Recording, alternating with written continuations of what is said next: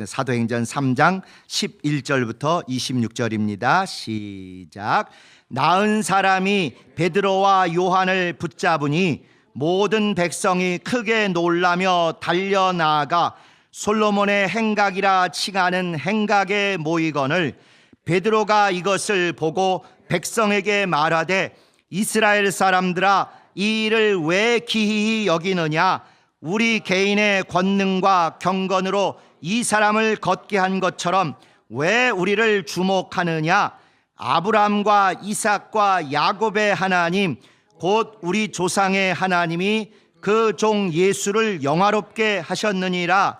너희가 저를 넘겨주고 빌라도가 놓아주기로 결안한 것을 너희가 그 앞에서 부인하였으니 너희가 거룩하고 의로운 자를 부인하고 도리어 살인한 사람을 놓아주기를 구하여 생명의 주를 죽였도다.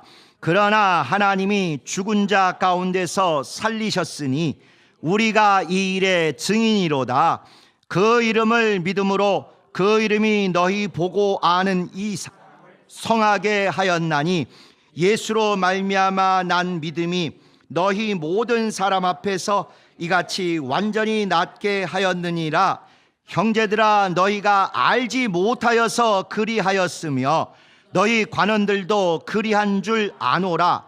그러나 하나님이 모든 선지자의 입을 의탁하사 자기의 그리스도의 해 받으실 것을 미리 알게 하신 것을 이같이 이루셨느니라. 그러므로 너희가 회개하고 돌이켜 너희 죄 없이함을 받으라. 이같이 하면 유쾌하게 되는 날이 주 앞으로부터 이를 것이요 또 주께서 너희를 위하여 예정하신 그리스도 곧 예수를 보내시리니 하나님이 영원 전부터 거룩한 선지자의 입을 의탁하여 말씀하신 바 만유를 회복하실 때까지는 하늘이 마땅히 그를 받아들이라. 거기까지만 읽으십시다. 예, 아멘. 신앙의 정반대말이 여러 가지가 있을 수가 있겠죠. 그런데 실제로 성경의 가장 핵심적인 신앙의 반대는 불신앙, 안 믿음 이런 것보다 정치적 사고방식입니다. 정치적 사고방식. 입으로는 신앙 얘기를 하고 성경 얘기를 하고 복음 얘기를 하는 것 같지만 이걸 하는 목적이 주님을 위해서인 듯해도 결국은 무엇을 위해서? 자기 이익을 위해서. 사리, 사욕, 자기의 뭔가 감춰둔 그 흑심, 이걸 위해서 하는 사람들 얘기가 쭉 나와 있어요. 아니 원죄부터 한번 생각해 보세요. 아담이 선악과 그거 먹지 말라고 그거 안 먹는다고 어디 덧나나요? 그런데도 아담이나 하와나 결국 사단에게 결정적으로 속은 게 뭐예요? 하나님같이 될까 봐 하나님이 너네들 못 먹게 막으신 거다. 이게 신앙이 아니라 하나님하고 같은 높은 권력을 가지려는 이런 욕심들이 인간에게 그렇게 있어요. 사실은 하나님이 이미 지으실 때부터 하나님을 대신해서 만물을 다스리는 왕으로 아담을 세우셨잖아요. 다 다스리고 다 이기라고 그렇게 줬는데 하나 넘지 말아야 될 선이 하나님이라고 가르쳐 주셨고 그 표시로 선악과 먹지 말라 했건만 하나님과하고도 내가 맞먹겠다 싶은 그런 정치적인 야심, 욕심, 권력욕을 그렇게 인간들이 가져요. 사울도 생각해 보십시오. 얼마나 다윗이 자기 사위로서 큰 일을 하고 국가를 잘 세우고 기분이 좋고 뿌듯했겠어요. 우리 사위 좋아. 내 사위 잘 뽑았어. 이래야 되는데 국민들이 뭐라 그랬어요? 사울이 죽인 자는 천천이고 다윗이 죽인 자는 만만이다. 그래도 내 사위니까 좋아. 이래야 되는데 감히 내 권력에 나를 넘어서 이런 정치적인 생각이 드니까 그렇게 자기가 좋아하고 자기를 치료까지 찬양으로 치료까지 해줬던 다윗을 그렇게 미워하고 결국 죽이려고 한 겁니다. 모세도 마찬가지. 모세 나름대로 열심히 하는데 모세의 형이나 누이가 모세를 힐난할 때 보면 야 너만 잘났냐? 우리도 하나님하고 맞먹어. 우리도 하나님하고 통해. 이래가지고 대적하는 거예요. 그러니까 하나님이 야 니들이 다 똑같은 줄 아냐? 모세하고 나는 특별하다. 우린 믿음으로 영으로 특별한 관계지 너하고 다르다고 하나님이 딱 그래서 선을 또 그어주시고 그러다 보니 안타깝게 미리암에게는 뭐가 생겼다고요? 문둥병이 생기기까지 할 정도로. 그러니까 모든 사람들이 다 그런 식이에요. 그런 식. 자, 이스라엘이 북왕국 남왕국 나누어질 때도 그 못돼 먹은 솔로몬의 아들놈 르호보암이라는 놈이 아니 아버지 할아버지 다윗 때부터 열심히 개국공신으로 충성한 그 노인들이 계시잖아요. 우리로 치면 권사님들 장로님들 이런 분들이 계시잖아요. 그러면 이럴 때는 어떻게 했으면 좋겠습니까? 저럴 때는 어떻게 했습니까? 좀 지혜를 구하고 경험을 배우고 이렇게 했으면은 솔로몬 때문에 솔로몬이 성전만 건축한 게 아니라 왕궁도 건축하고 그다음에 부인들을 위해서 부인 몇 명인지 혹시 아시나요? 그건 우리 의자왕이지. 삼천국녀는 후궁이 700 첩이 300. 근데 이거보다 더 문제는 와이프가 애굽 사람인 거예요. 하나님이 제일 자존심 상해하시는 게 애굽으로 가는 거거든요. 왜? 이스라엘이 하나님이 자랑하시고 싶은 일이 뭐였어요? 애굽에서 너희를 해방시켜준 그 하나님이라는 하나님은 제일 뿌듯하게 여기셨는데 이것들이 뭐 부족하기만 하면 어디로 가요? 애굽으로 돌아가네. 군대에 원조를 청하러 식량을 구하러 또 심지어 외교적으로 정치적으로 잘 지내려고 애굽에 공주를 데려다가 신부를 삼았으니 하나님 자존심이 얼마나 구겨지는 거겠어요. 그래서 그 이후에 타락하고 궁궐 후궁 아까 얘기한 대로 700, 300 정실부인 대여섯 명 다 해서 이거 한 채씩 지어줘야지. 아파트 한 채씩은 해줘야 될 거 아니에요. 근데 또 아파트보다 더 중요해 그들이 갖고 온 우상들 있잖아요. 우상들을 해서 여호와 하나님의 그 성전만큼만 해도 뭐 조그맣게 암자든지 절간지 하나씩 지어줘야 될 거 아니에요. 그걸 다 지어줬으니 얼마나 백성들이 허리가 휘었겠어요. 그래서 백성들이 힘드니까 지금은 좀 쉬게 해줘야 왕을 좋아하고 왕과 함께 갈 겁니다 하고 지혜로운 어르신들이 조언을 했잖아요. 그런데도 내가 여기서 밀리면 우리 아버지 솔로몬의 유명세에 내가 길을 못 펼 거다. 아버지를 압도하고 눌러야 되겠다 해가지고는 아버지는 채찍으로 너희를 다스렸지만 난 너희를 전갈로 다스리라. 아버지 허벅지 아무리 굵어도 내 새끼손가락만 못하다 이러고 아버지를 뛰어넘으려고 한 거예요. 신길동에 비슷한 일이 있었던 거 아시죠? 신앙의 반대는 해서 정치예요. 정치. 이게 다들 정치적으로 자기를 앞세우려고 그래. 하나님 얘기도 하고 예수 얘기도 하고 신앙 얘기도 하지만 결국 그 속에는 꼭 정치적인 야심, 악심들이 품어요. 오죽하면 예수님 죽으실 때도 대제사장 가야바가 이런 얘기하잖아요. 한 사람이 죽어서 온 민족이 망하지 않게 되는 것이 너에게 유익한 줄 알지 못하느냐. 이게 뭔 얘기인 거 아니? 로마가 지금 식민지로 지배하고 있어요. 우리도 지금 일제시대와 같아요. 그런데 그때 친일파 이런 사람들은 일본에 잘 보여가지고 나름 관직도 없고 재산도 없고 살만했잖아요. 그리고 우리 조선 사람들 억압하고 이들도 똑같이 제사장이나 바리새인이나 서기관이나 상류층 사람들은 로마 제국에 잘 아부하고 빌붙어서 권력도 없고 재산도 없고 나름 힘이 있었어요. 그들이 원하는 건 단 하나야. 백성들이 사고치지 말고 그냥 무난하게 조용히 잘 지내면 신앙 문제 안 거드릴 테니까 니들이 잘 다듬으면서 먹고 살만하게 해라 이거였거든요. 근데 예수님이 딱 오셔가지고 히트를 치고 막 스타가 되시는데 이게 감당이 안 되잖아요. 온 백성의 마음이 다 예수님께 쏠리잖아요. 그건 정치적인 것 때문이 아니라 영적인 거 구원에 대한 걸로 쏠렸어요. 그러다 보니까 대제사장이나 이 여러 가지 집권층들이 이게 두려움이 생기네요. 인기가 저쪽으로 몰려가서 백성들이 예수님 말씀 따르고 막 수런수런 선동하고 혁명이 일어나고 쿠데타가 일어나고 밀란이 일어나면 우리 지금 누리고 있는 이 기득권 다 내뺏기지 않을까? 로마가 우리 가만 안 두지 않을까? 그러느니 그런 사태가 오기 전에 우리가 저 예수 하나만 제거하면 한 사람 예수만 제거해서 온 민족이 조용해지면 후한 없이 잘 나가지 않을 거냐? 아주 이런 정치적인 사고방식을 가지고 예수를 죽인 거예요. 그랬는데 하필 그 사람의 그 해의 직분이 대제사장이다 보니 하나님은 그 악심 품은 그 마음을 통해서도 복음 중에 최고의 복음을 전파하신 거죠. 한 사람 예수님이 죽어 온 민족이 영원히 멸망하지 않고 구원받아 하나님 나라에 가는 것이 너에게 유익한 줄 알지 못하느냐 하고 복음의 선포를 했다는 것입니다. 대제사장은 완전히 자기 입속, 자기 정치적인 입지, 자기의 힘을 보존하기 위해서 아주 사탄적인 사고방식을 가지고 정치적인 발언을 했는데, 하나님은 그것마저도 사용하셔가지고 최고의 복음의 메시지를 대제사장을 통해서 보내셨다는 거예요. 그게 하나님이 한편으로 두렵고 떨리는 역사하시는 모습입니다.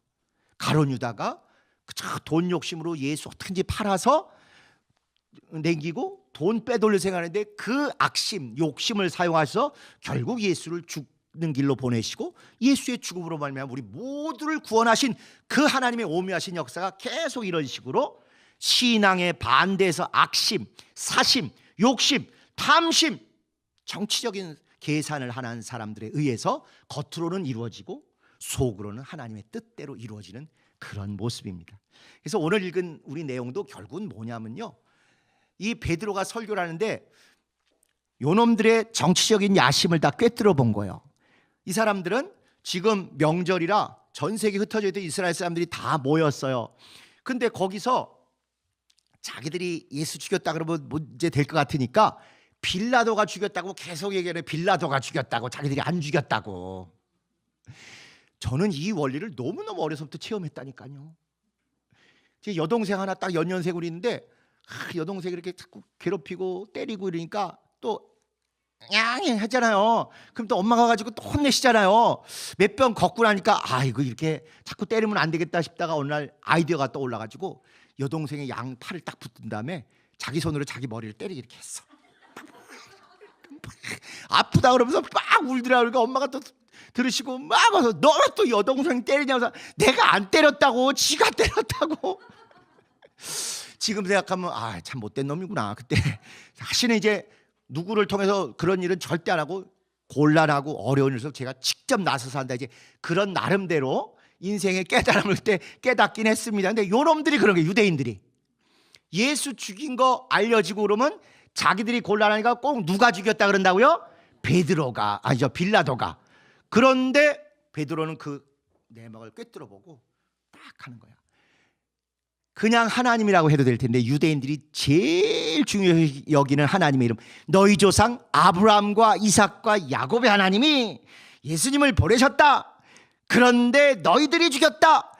진짜는 너희들이 죽였고 너희들이 법 없는 빌라도의 손을 빌어서 그를 이용해 갖고 죽였는데 너희들이 죽였다. 너희들이 죽였다. 계속 그 얘기를 하는 거예요. 너희들이 죽인 예수를 하나님께서 살리셔서 생명의 주가 되게 하셨다. 지금 그 얘기를 우리가 일부분을 했어요. 그러니까 얼마나 부글부글하겠어요. 부글부글 하니까 그래도 구원을 전하는 게 목적이다 보니 이제 얼르기 시작하는 거예요. 막 강경하게 너희들이 죽였다, 너희들이 살인자다, 너희들 하나님 앞에 심지어 여기 뭐라 그랬냐면 너희가 거룩하고 의로운 자를 부인하고 예수를 부인하고 도리어 바라바를 주세요, 바라바를 주세요. 이게 살인한 자를 놓아주기를 구해서 생명의 주를 너희들이 죽였다. 계속 이렇게 그냥 씩씩거리면서도 이 안에 찔끔찔끔하고 막 이러잖아요. 또 베드로가 또 이게 탁 보이니까, 그런데 여기 딱 뭐라 그러냐면은 그러나 너희가 회개하고 돌이켜 너희 죄 없이함을 보라. 너희가 알지 못하고 하였도다 하고 딱 이렇게 써놨어요. 17절에 보면 형제들아 너희가 알지 못하여서 그리하였도다. 얼르는 거예요. 또 이제 봐주는 거예요. 그러니까 열받고 막 대적하고 그럴 게 아니라 이거 다 드러났으니 회개해라. 그럼 하나님이 너희를 구원해서 너희에게 유쾌케 하는 날을 주실 것이다. 구원하시고 유쾌케 하는 날을 주실 것이다. 그리고 우리가 안 읽은 부분에 보면 모세로부터 사무엘을 거쳐서 모든 사람들이 다 이렇게 예언했다. 그리고 결국은 복 주시려고 이렇게 하셨다 하는 얘기를 한 것입니다. 그러니까 순수한 신앙으로 하나님 앞에 딱 마주해도 이게 쉽지 않은 건데, 꼭 사람들은 그 전이 됐건 후계가 됐건 말은 신앙 얘기를 하면서도 자꾸 속마음에는 권력, 내가 교회에서 한 자리 해야지, 완장 하나 차야지, 또는 교회에 이러이러한 건 이권을 해서 내가 내 장사하고 연결을 해야지, 자꾸 이런 사심들이 들어가면 초대교회 때고 지금이고 구약이고 계속 교회는 주님의 몸된 교회의 정체성을 잃어버리고 타락한 죄인들의 소굴이 돼버린다 하는 것입니다. 자, 이제 그런 뜻에서 오늘 이 건들의 진짜 주목받을 자가 예수님이고 그 예수님이 어떤 분인가를 자세히 얘기한 그 내용을 보십시다. 제목 주목받을 자와 주목받는 자들. 내용 나은 거린. 지난 시간에 이게 안진뱅이 이러지 말고 하반신 마비 장애인 또는 하반신 장애인 이렇게 요즘에는 부르시는 게 좋겠다 말씀드렸죠. 나은 거린은 사도들을 붙들었고 그리고 사람들은 거린이 났어. 그리고 사도들이 기도해서 또는 명령해서 고쳐서 이 둘만 보더라 이거예요. 하나님을 아직 모르니까. 2번 사도들은 왜 우리를 주목하느냐? 우리가 한 게 아니다. 이 표적의 진정한 역사자는 예수고 너희들은 예수를 주목해야 된다. 거린도 아니고 우리도 아니고 이것의 근원 대신 예수를 주목하라. 사도들은 그래서 그 이후에 쭉 예수님이 누구신가 얘기를 길게 한 것입니다. 세 번째는 그래서 그 뒤에 핵심 내용이 뭐냐? 사도들은 너희들이 사람들이 죽인 예수를, 빌라도도 아니고 유대인 너희들이 죽인 예수를 하나님이 살리셨다. 너희 조상이 하나님이 살리셨다. 니네 진짜 잘못했다. 4번 사도들은 살아나신 그 예수의 부활의 생명 때문에 이 거린도 생명이 쑥 들어가니까 영혼이 풍성해질 뿐만 아니라 육체의 힘도 쫙 나서 일어났다 하고 생명의 표적과 구원을 주심을 말하다. 그래서 결국 사도들은 그 다음에 쭉 예수님 얘기를 하면서 이 모든 것이 선지자들이 예언한 구원이요 축복이요 유쾌케 되는 날의 증상이다 하고 이야기를 합니다. 그래서 이렇게 복음서에도 이 사도행전을 쓴 누가도 마찬가지고 또 요한복음도 마찬가지고 꼭 표적을 보여준 다음에는 표적 자체로 끝나고 표적 자체는 놀라지 않고 반드시 설교 또는 교육이 벌어져요. 예수님은 누구신가? 어떤 원리로 이런 것인가? 여러분이 성락교를 통해서 정말 열심히 은혜를 받고 열심히 사역한 모든 것들의 구조가 딱 그거잖아요. 표적이 나타나는데 나도 몰라 기도하니까 됐어 이러지 않고 이게 왜 그러냐 하면 성경 펴가면서 막 했던 그게 알게 모르게 여러분도 성경 그대로 FM대로 하신 거예요. 특히 요한복음은 아예 처음부터 그렇게 쓰려고 작심을 해가지고 요한복음은 표적의 책이라고 할 정도로 표적 중심으로 썼는데 우리 이 손톱깎이 대명사 뭐죠? 제일 유명한 제품 옛날부터 37. 역시 아셔. 37 있잖아요. 777. 며칠 전에 뉴스에 보니까 팔렸다고 나오더라고요.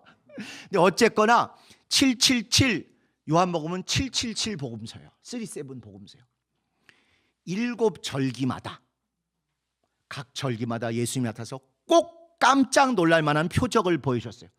여러분이 잘 아시는 첫 번째 표적은 가나 혼인잔치에서 물로 포도주 만든 얘기부터 시작해가지고 맨 마지막에는 마리아와 마르다의 오라비인 나사로가 죽었다가 살아난 그거를 7번째 하신 거예요. 그리고 6번째는 안 보였던 소경 바디메오가 눈을 딱 뜬 걸 이렇게 하고 이렇게 쭉 7개 표적을 한 다음에 각 표적 끝난 다음에 사람들이 막 놀래가지고 뭐지? 왜 이러지 할 때마다 나는 길이요 진리요 생명이다. 나는 양을 치는 목자다. 하고 나는 영생의 떡이다. 하고 계속 예수님은 자기가 누구이신지를 7마디를 딱딱 하는 거예요. 7절기마다. 얼마나 수많은 표적을 하셨음에도 불구하고 일부러 의도적으로 딱 7가지 표적을 하나씩 보여주시고 그 다음에 뒤이어서 당신이 누구신가를 그대로 써주셨어요.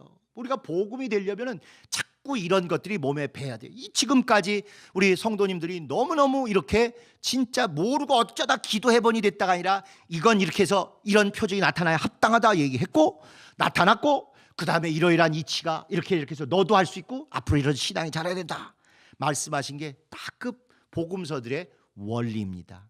그래서 이 사도행전의 베드로는 그걸 너무 잘하니까 표적이 나타나자마자 쫙 하고 이 표적이 뭔지를 뒤에 쭉 얘기를 해준 것이죠. 그래서 지난 시간에도 말씀드렸던 것처럼 이들이 거린을 주목하는 건 그 현상도 대단하지만 쟤 이제 앞으로 어떻게 먹고 살지? 쟤 앞으로 이렇게 구걸하던 거 어떻게 되는 거지? 저 사업장 면허증 반납하나? 전부 이렇게 생계에 관심이 있을 때 진짜 관심을 둬야 될 건 생계가 아니라 생명에 관심을 둬야 된다는 거죠. 생계가 아니라 생명에. 그들은 어떻게든지 소유물, 뭐 재산, 돈 여기에 관심이 있는데 아니요, 하나님 그를 온전한 존재로 만들어주고 소유가 아니라 존재로, 생계가 아니라 생명으로, 무엇을 가졌냐는 명품백에 관심이 있어서 되는 게 아니라 명품 사람이 돼야 되는 거 아니겠습니까? 오죽 사람이 허하고 내놓을 게 없으면 그저 곁에 백에다가 목숨을 걸겠어요. 명품인이 중요한 것이 명품백이 중요한 게, 예수의 이름을 가진 분들, 성령을 모신 분들 최고의 명품인이 되신 것입니다. 진짜 그걸 이렇게 사도행전에 딱 정면으로 베드로가 얘기해 준 거예요. 자, 저장. 뭐 어려운 거 하나 없잖아요, 오늘 얘기는. 저장. 주목의 대상이 고침받은 거린에서 고친 사도에게로, 아니 절대 거기에 머물면 안 되고 고치신 근원이신 예수에게로. 근데 세상은 연예인들 중심으로 하잖아요. 연예인들처럼 그 앞에 스타 플레이어만 보잖아요. 근데 그 뒤에 골을 손흥민이 넣지만 손흥민이 넣기까지 뒤에서 막아주고 패스해주고 얼마나 공로가 많습니까?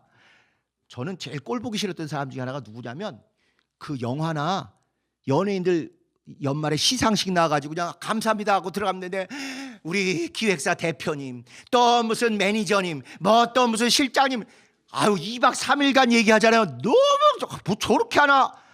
그랬으나 이제 교회 개혁 이거 우리 해보니까 진짜 보이지 않는 데서 그 일 하셨던 분이 얼마나 소중한지를 뒤늦게 느끼게 돼. 과장이 아니었더라고요. 그들이 자기가 화려하게 주연상은 자기가 탔지만 이렇게 오기까지 스태프들이 조명기사, 또 정말 대사 쓰는 사람, 또 이 호디 옷 맞춰준 사람, 화장해준 사람부터 시작해가지고, 야 진짜 고맙다는 말이 저절로 나올 만하고 2박 3일이 아니라 3박 4일은 해야 되겠다 이제 이제 철이 드는 것 같아요.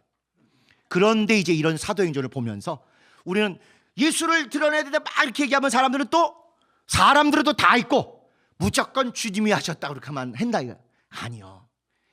각 사람에게 합당한 공로, 칭찬, 은혜, 사랑 이런 것을 표현하는 것 당연히 합당하고 좋은 믿음입니다. 그런데 그들조차도 하나님의 사랑 때문에 나에게 이렇게 했다, 하나님의 능력으로 인해서 저분을 통해서 이런 일이 벌어졌다, 항상 하나님과 연결해서 해야 된다 하는 것이죠.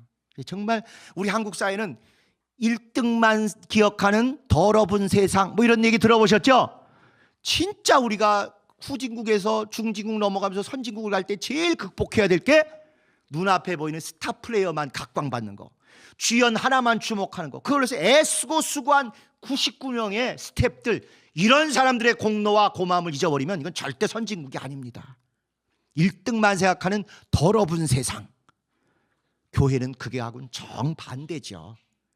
진실한 사람들이 주님 앞에서 다 기억된 바 되고 다 주님이 갚으신 바 되는 그런 공동체가 세상과 구별되는 교회고, 우리가 꿈꾸는 개혁된 성경적인 교회 아니겠습니까? 그래서 꼭 그걸 한번 기억하시면 좋겠어요. 그렇지 않으면 그냥 이 생의 자랑만 하는 거예요. 뭐 간증한다 그러면서 주님께 영광 돌린다 그러지만 고마디는 한마디 겨울 누구 자랑하는 거예요? 자기 자랑하고 만들게, 자기 자랑. 그래서 입에서도 주님을 향해서 계속 높여야 되지만 중심에서도 자기 자랑이라 진짜 그분이 하셨다, 그분이 우리 김 집사님을 통해서 내가 이렇게 할 수 있도록 알게 모르게 도와주셨다, 그분이 우리 목사님 전사님 통해서 내가 방시받아도 혼내기도 하고 기도해 주기도 하셔서 그나마 내가 쉬자 구열까지 왔다, 주님 덕분에 교역자들 도움도 된 것이고, 주님 덕분에 목장 식구들의 도움도 된 것이고, 주님 덕분에 성도들의 칭찬과 후원 때문에 여기까지 왔다. 그분들도 다 귀하고 다 공로가 있지만 역시 또 그분들조차도 주님 때문에 이렇게 이중으로 해야지 하나만 하고 하나는 잊어버리는 이런 것은 성숙한 신앙은 거리가 멀다 하는 것이죠. 자, 그 다음에 주목의 이유는 장사하다가 쫓겨났던 성전이 표적과 말씀으로 모이는 성전으로 변했다. 아까 솔로몬의 행각 있었잖아요. 여기가 바로 예수님이 채찍까지 시고 돈 바꾸는 사람 상 들러엎으시고 비둘기, 양 이거 팔는 사람 다 내쫓았던 거기예요. 여기는 이방인들도 다 들어올 수 있는 곳이에요.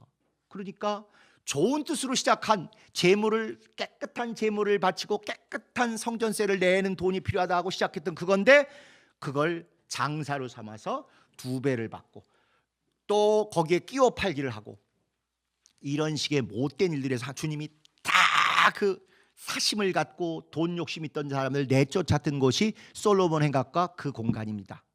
그런데 이제 거기에 사람들이 주님의 진정한 표적을 듣고, 표적을 보고 말씀을 듣기 위해서 모이는 장소로 변했다 이거예요. 우리 교회도 가슴 아픈 여러 사정이 있지만 그걸로 끝나면 안 되고, 반드시 주님이 역전하셔서 진짜 좋은 것들, 교회다운 교회, 예수 살아계신 증거, 하나님의 사랑, 이런 거 체험하러 사람들이 꼭 몰려야 사도행전을 우리가 온전히 이룰 수 있게 되는 것입니다. 세 번째, 그래서 주목의 결과는 뭐냐?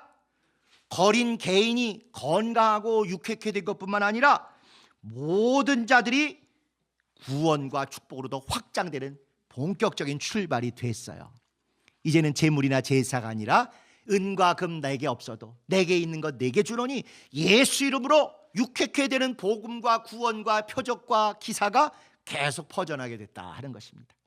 자, 그러므로 우리 교회는, 우리 개혁공동체는, 개혁행전은 예수님, 또 행한 자들, 체험한 자들 각각에 합당하게 주목해야 한다.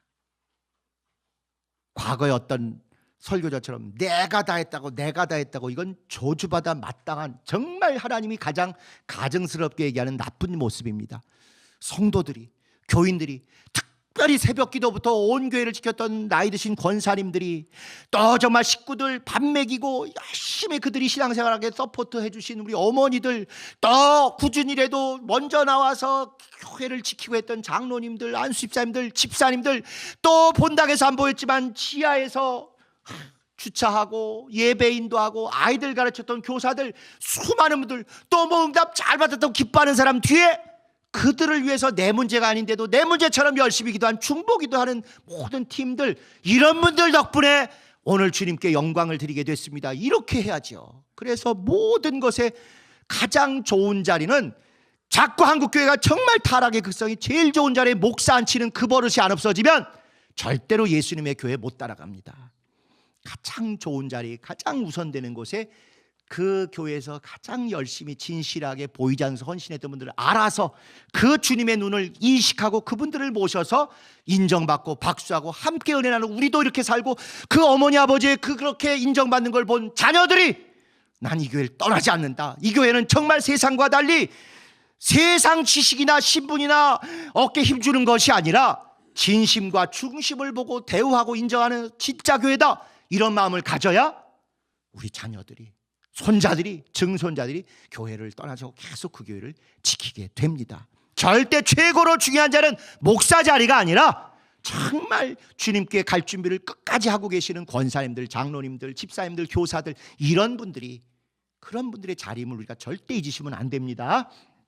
자, 그 다음에 2번, 개혁행전은 실패와 추방의 장소, 아까 솔로몬 행각이 예수님이 내쫓은 장소였었잖아요. 그것으로 머물지 않고 회개와 부흥의 장소가 되게 한다. 이 처절하게 싸웠고 정말 불신앙이 횡행했던 이 시기를 본다니 완전히 침례받고 거듭난 공간처럼 철문을 뚫고 들어가서 새롭게 깜깜한 데 드렸던 그 예배 이후로 거듭나고 충만하고 완전한 사도행전적인 교회로, 회개와 부흥의 장소로 우리가 끝까지 꼭 성공시키도록 힘을 다하고 끝까지 함께 하시기를 바랍니다. 마지막, 개혁행전은 선지자와 사도, 표적과 말씀이 증거하는 예수를 예전보다 더 잘 알고 전한다. 우리가 몰랐던 구약의 이야기도 더 잘 알고 세상의 문화에 대해서도 신앙의 눈으로 더 잘 보는 그런 시간이 우리 개혁 성도들에게 계속 전파돼야 합니다. 우리 오늘 이 제목 중에 제일 신나는 구절 중에 하나가 이겁니다. 유쾌케 되는 날이 이르리라. 이 유쾌케 된다는 날이 그 자체로도 좋지만 원어는 새롭게 된다, 숨통이 트인다, 이런 거요. 막 생기가 회복되고, 그 다음에 아주 그냥 찌뿌둥했다가 아유 편안해. 여러분 제일 이런 거 많이 체험할 때가 언제냐? 사우나 갔다 오실 때, 찜질방에서 나오실 때 가끔 체험하는 그런 맛이다. 그래서 유쾌케 된다는 게 한편으로는 시원한 거고 한편으로는 새로워지는 거예요. 그래서 우리 정말 개혁 공동체들 유쾌해야 되는 날이 올해를 넘기지 않고 본격적으로 시작되어서 우리 이 신길 본당이 투쟁과 갈등과 고통과 눈물의 그 장소에서 완전히 거듭나가지고 구원과 회복과 충만함과 부흥의 장소로 만드는데 여러분 모두 성공하게 되시기를 예수님의 이름으로 축복합니다. 우리 주님 가르친 기도하시고 마치도록 하겠습니다.